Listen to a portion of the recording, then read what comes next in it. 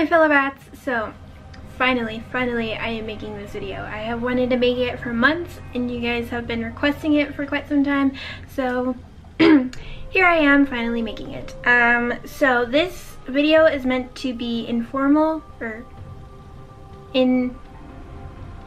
informational. That's the word I'm looking for. It's meant to be informational. It's meant to help people understand the difference between the folkloric vampire and the literary vampire. The literary vampire being the vampire that we see most often today, unfortunately. So I have like a whole list of things that you guys can read, a whole list of readings for you guys that you guys can read, and that I read to establish my credibility. I took a class on vampires in literature and visual arts a couple years ago, I think 2 years ago. So that's my background on the subject. Yeah, I will put all of like this whole list down in the description box for you guys if you want to go through and read everything, but I'm just going to mention a few of them that I think are most important or speak most to the subject, although all of them do in their own way. So Vampires, Burial and Death, Folklore and Reality by Paul Barber. I own that book and I highly recommend it. Sex, Death and Ecstasy, The Art of Transgression by Louis Drommer. The Family of the Vordelok by Alexei Tolstoy. I highly recommend that one. The Vampire and Saint Michael from Vampire Lore by Jan Louise Perkowski. Chapter 2, Vampires in Society, from Vampire God, The Allure of the Undead in Western Culture by Mary Y. Halab. I highly recommend you read that. Christabel by Samuel Taylor Coleridge. Carmilla by Joseph Sheridan Le Fanu. And of course Morella by Edgar Allan Poe. The way this will go is I will break it down into subjects. I will talk about the creation, I will talk about their different behaviors, I will talk about the difference in their appearances. I cannot talk today. The differences between the deaths, preventions, and weaknesses of each. So I suppose we'll start with the creation. Now, for folkloric vampires, there's a million different ways that you can be turned into a vampire, or that you can become a vampire. Whereas with the literary vampire, there's only one way you can become a vampire, really, that we see the most often, anyways, that I know of, and that is to have your blood drunk by the vampire and then you in turn drink their blood. That's simple as that. Now with the folkloric vampire, there's a ton of different ways you can become a vampire. Like, it's crazy. To begin with, probably the one that I disagree with the most is if you were different, if you were odd, if you were weird, if you were unpopular, you would become a vampire when you died. So if people didn't like you, if you were weird, if you were an outcast, if you were just different from everyone else, then you would become a vampire when you died. If you died with like unfinished business, so you died like when it wasn't your time, or you had something to finish and you weren't able to finish, you were on your way to go, you know, tell your brother that you forgave them or whatever, but you died along the way, then you would become a vampire.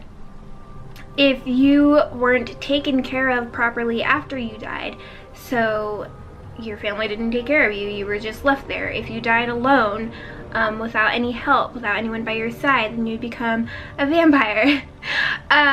If you died from a tragic accident or sudden, unexpected, even wrongful death, then you would become a vampire. If you were, there are occasions where in folklore where if you were attacked, killed, bitten by a vampire, then you yourself would become a vampire. If you were a sorcerer or a witch, then you would become a vampire. If you committed suicide, were a criminal, or were generally dishonorable, then you would become a vampire. If you were born on a holy day, or if you were an illegitimate child, then you would become a vampire when you died. Even in Romania, things got as specific as if you were the 7th child in a line of children, then you would be a vampire when you died. So I'm sure there's more that I've missed, but yeah, there were a million ways you could become a vampire in folklore. So I'm pretty sure a lot of people nowadays would be vampires if, you know, this were all. Yeah, anyways, okay. Moving on to behavior. I suppose I will start with what you guys are familiar with, the literary vampire. They are cunning, intelligent, seductive, and very sexual and social. They can turn into bats and wolves. Not all the time. You don't see that too often in the literary vampire, but it is a characteristic of theirs, especially with Dracula, whom all of you should know. And some vampires can, especially like the Twilight vampires and some other ones, they can walk around during the day. Some cannot, but you know, it's seen nowadays, you can see it. Whereas the folkloric vampire cannot walk around during the day at all. They can only rise between sunset and sunrise. So it was this weird thing where once the sun had risen or is rising or as it's rising, they had to be in their coffin. They absolutely had to be in their coffin, otherwise they're screwed. Like they had to go back to the place where they were laid to rest. So they couldn't be around during the day at all. So there's that. Folkloric vampires were very animalistic and carnal and almost zombie-like. As folklore developed, they became a little less zombie-like, but for the vampire, the folkloric vampire, it's all about killing and eating and sustaining themselves. Very, very animalistic. They weren't at all the handsome, sexy creatures you see nowadays. They were legit monsters, which is the point I want to drive home, is that folkloric vampires are not pretty, you know, sexy, seductive vampires. They're legit monsters, creatures who you did not want to be around. So folkloric vampires also don't bite as often as literary vampires, but when they did, it was on the thorax / heart area, not the neck. So there's that. It's not to say that they didn't bite at all, but their prime objective was to kill you and eat you and drink your blood and all of that. That was they're very tunnel visioned. They aren't about partying and living a grand immortal life, you know. They're just about wake up, kill, eat, go back to sleep. Quite literally. So also folkloric vampires, you can occasionally see, can turn into werewolves. They were originally the same thing, practically, or if you were a werewolf and you died, you would become a vampire. So that's a cloudy mess. But anyways, it actually wasn't until the transition from the folkloric vampire into the literary vampire that the whole vampire image became sexualized, and that's like a whole other video. But yes, they weren't about it. The drinking of blood wasn't a sexual thing until things like maybe Christabel and Carmilla and Dracula. You know, those were the pieces that contributed to the transition from folkloric vampire, goodness I can't talk, to the literary vampire. So that's that. Also, another weird thing about folkloric vampires that I found kind of silly was that they have the urge to count small things.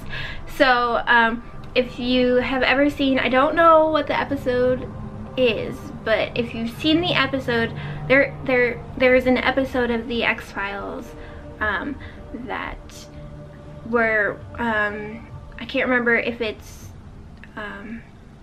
Mulder or Scully who they throw poppy seeds on the ground and the vampire has to stop and pick each one up and count them. You can also, there's also a reading called, I think it's just called The Beads or Beads, but in there to prevent a vampire from killing, one of the main characters breaks a necklace, I think it is, and all the beads fall down and the vampire has to stop and pick each one up and count them. It's a weird thing. I'm not sure, I can't remember why they do it. It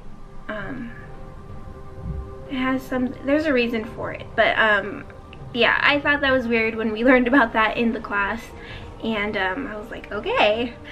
So if you ever want to, you know, stall a vampire or something like that, just bring a bag of poppy seeds with you and throw them everywhere. So there's that. Also, the folkloric vampire, most of the time, with the exception of one really tragic story, they cannot remember their former selves, their former lives, which is weird because they tend to kill their family, they're the ones closest to them first. So it's weird because they can't necessarily remember their former lives, but they attack the people closest to them. It's weird. Whereas the literary vampire remembers everything. They remember how they were turned, they remember who they used to be, just everything. Okay, moving on to appearances. The literary vampire is obviously supposed to be attractive, handsome, occasionally pale and pasty, slender and death-like, but not to the point where they're ugly. They're supposed to be attractive so as to obviously attract humans, their prey to them so that they can eat them. They had long fingernails and fangs, and their eyes were often different colors. They are very similar to humans, and they could basically walk amongst us and we wouldn't be able to tell that they were a vampire unless they made it obvious. So there's that. Well, at least for those who can walk around during the day. Anyway, so there's that. The folkloric vampire, on the other hand, is gross and ugly because obviously they turn into vampires after they have died and have been decomposing for a while. If you watch, there's a movie, it's called The Vordelok, I think, or Vordelok, something like that, which is the name for a vampire in folklore. But if you watch that, that's a great example of what a folkloric vampire looks like. The vampires are red and puffy and bloated because that's what happens to your body when you start to decompose and your skin gets all gross and it starts like peeling, and oh, it's just gross. So you weren't always necessarily pale, you looked gross, and I don't have any other word for it than gross. Not sexy at all and quite monstrous, so there's that. They did have long fingernails and hair because it was believed that their fingernails and hair kept growing. But really that's, as we know today, the scalp just receding and your skin receding. So, but originally they did not have fangs. They their teeth were exactly the same as ours until the transition into the literary vampire. So there's that.